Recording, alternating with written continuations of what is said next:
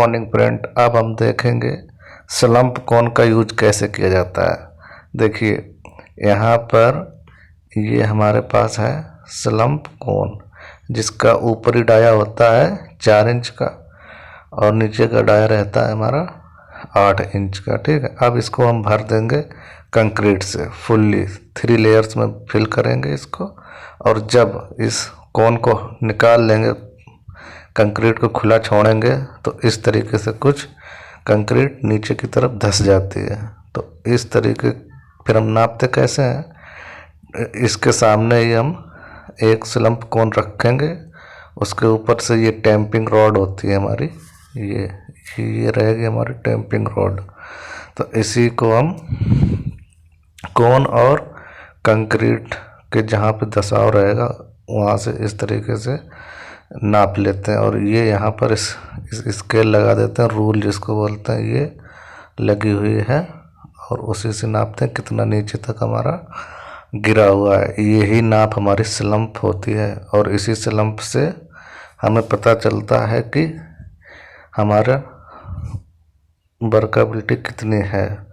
तो देखिए, जब स्लम्प हमारा जो नीचे का धंसाव है 0 से 25 mm रहेगा तो वेरी लो वर्कबिलिटी, जिसे हम 0 से 1 इंच भी कह सकते हैं।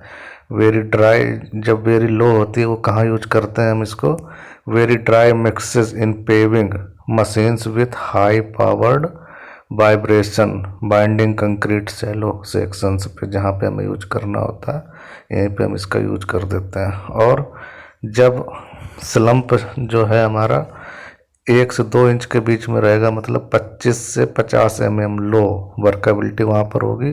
लो workability mixes that are used for foundation with light reinforced pavement consolidated by hand operator vibrator mass concrete beam walls और कॉलम में हम इसका यूज करते हैं।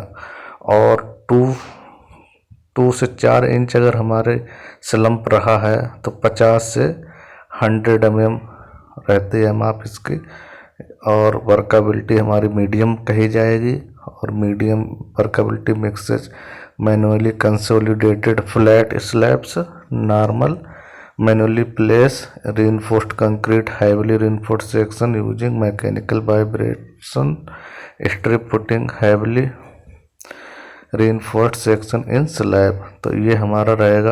अब देखिए 4 से 7 इंच जिसका स्लम्प हुआ है 100 से 175 mm, इसको हाई वर्कबिलिटी कहते हैं। High workability concrete part section with congested reinforced cement pumped concrete trench fill slip form work, ये यूज करा जाता है। तो यही हमारा वर्कबिलिटी का फुल कॉन्सेप्ट है। इसमें हम स्लम्प कोन का यूज करते हैं और ये पूरी क्रिया विधि हमारी दिखाई गई है। इसी से हम कर ले जाते हैं और नाप लेते हैं कि कंक्रीट किस तरीके की। और ये हमारे सेक्शन है, कहाँ पे हम लाइट कंक्रीटिंग करनी है, कहाँ पे हैवी सेक्शंस हैं, तो उसी हिसाब से हम इसका स्लम्प यूज करते हैं कंक्रीट का और हम प्लेस कर देते हैं फाइनली। Thank you.